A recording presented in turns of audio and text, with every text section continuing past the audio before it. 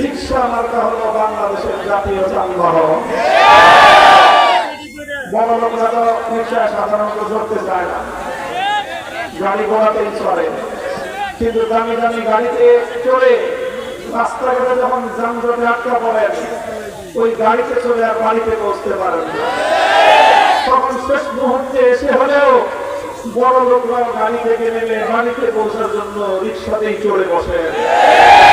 তাহলে বড় লোকদের শেষ আশ্রয় গরিবরা, গরিব যারা আছেন, দেখা যায় যে কোনো কাম কাজ না থাকলে, চাকরি নাই, বাকরি নাই, কর্ম নাই, কিছু নাই, কোনো কিছু করতে না পারলে শেষ পর্যন্ত একজন গরিব মেহনতি মানুষ চিন্তা করে আর কোনো যখন উপায় নাই, একটা রিক্সা নিয়ে রাস্তায় নেমে পড়ে। তাহলে গরিবেরও শেষ ভরসা, তাহলে বড় লোকেরও শেষ আশ্রয় রিক্সা, গরিবেরও শেষ ভরসা। শহরে চলে, গ্রামেও চলে, পাকা রাস্তায় চলে, কাঁচা রাস্তায় চলে, বাংলাদেশে সবচেয়ে বেশি চলে, সবার ঘরে ঘরে যায় বাংলাদেশের জাতীয় যানবাহন, বাংলাদেশের ঐতিহ্যের একমাত্র যানবাহন।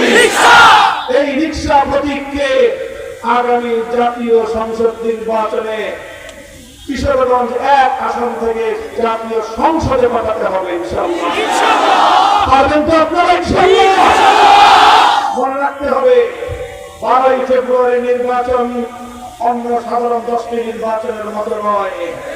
এবারে নির্বাচন আগামী বাংলাদেশের ভাগ্য পরিবর্তনের নির্বাচন।